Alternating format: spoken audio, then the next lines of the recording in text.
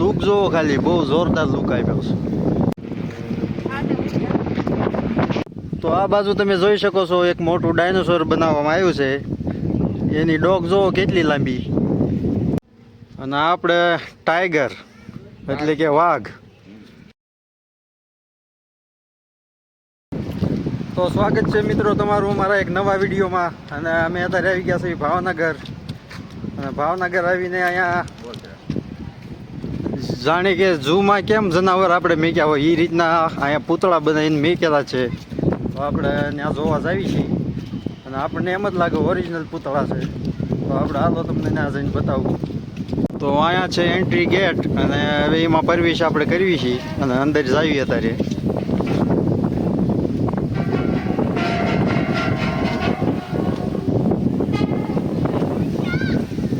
જોઈ શકો છો તમે મોટું ડાયનોસોરનું પૂતળું. આનો લુક જોવો ખાલી, બહુ જોરદાર લુક આપ્યો છે. અને અમારે ધીરુ દાદાને હારે લાવ્યો છું. કા ધીરુ દાદા મજા આવે છે ને ધીરુ દાદા? મજા આવે. તો કા રીતનું છે જોઈ શકો છો તમે. લઈ લઉં. તો ભાઈ આ જગ્યાનું નામ છે એનિમલ પાર્ક.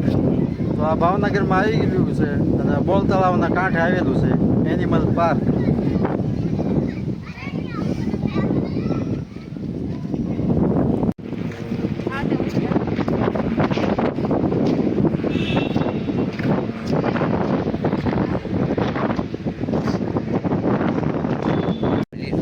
તો આ લીલનો ફોટો તમે જોઈ શકો છો. અને આ મૂર્તિ જોરદાર બનાવેલી છે, ઓરિજિનલ હોય એવું લાગે અહીંયા. અને આ રોજડું કહેવાય ને એ ધીરુ દાદા?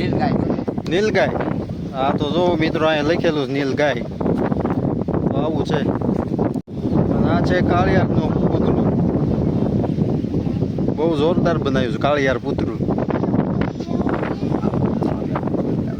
આ બાજુ છે જંગલી ભેંસ. તો તમે જોઈ શકો છો જંગલી ભેંસ.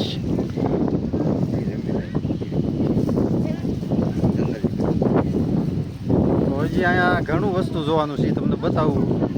અહીંયા જો મોટો હાથી બનાવેલો.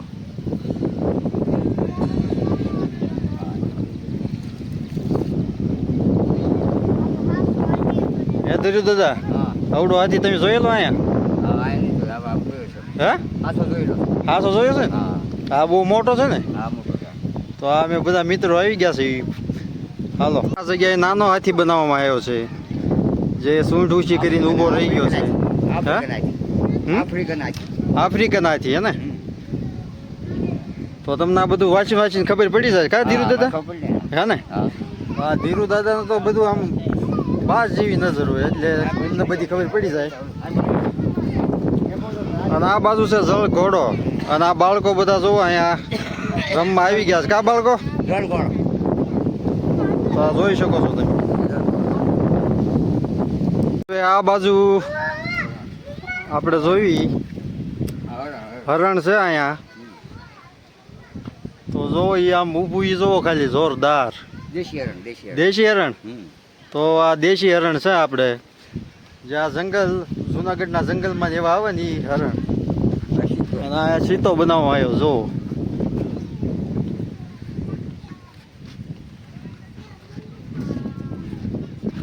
તો આ બાજુ તમે જોઈ શકો છો એક મોટું ડાયનોસોર બનાવવામાં આવ્યું છે. એની ડોક જોવો કેટલી લાંબી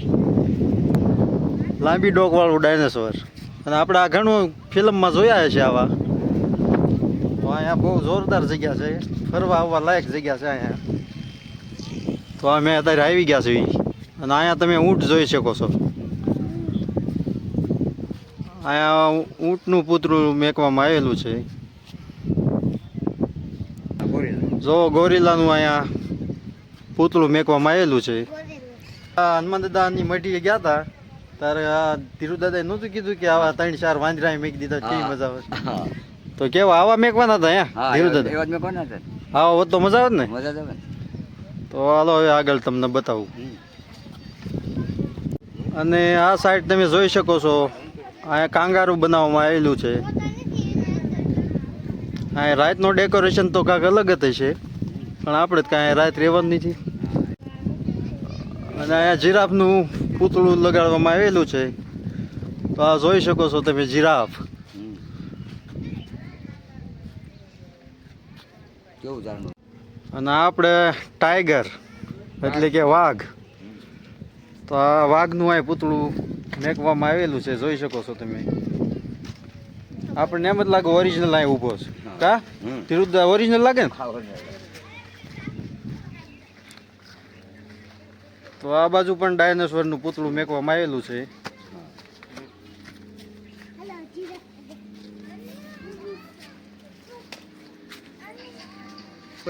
જીબ્રા.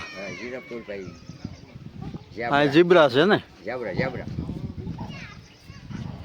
હવે આની હાઈટ તમે જોવો મોટી આલી છે ને, રીસ બનાવવામાં આવ્યું છે. તો એ બહુ કાતીરું દાદા. હા હા કેવડું મોટું જો. જબરું રે શું મોટું છે ને. આવો ત્યાં કેવડા લાગો છો. હું તો જીન કેવડ લાગુ ને. હા આવો તો કેવડા છો જોવો તો. નાને ઓડ લાગી એવડું રીસ છે. હા એવડું રીત છે બધું. હાલો તો આ સાઈડ જોઈ શકો છો રીસ બિયર. તે ઝાડનું થડિયું પકડીને ઊભું હોય એવું દર્શાવવામાં આવેલું છે.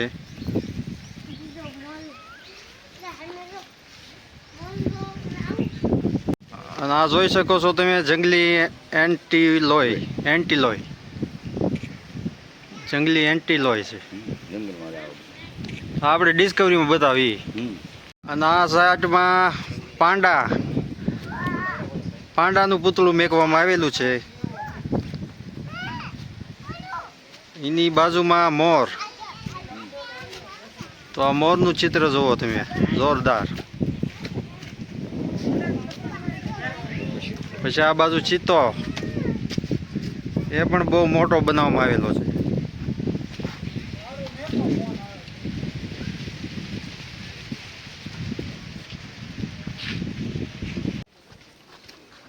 તો આ બગીચામાં આવું બધું બનાવેલું છે અહીંયા. તો અહીંયા બધી બેસવાની બહુ મજા આવે એવું છે વાતાવરણ. જોઈ શકો છો તમે.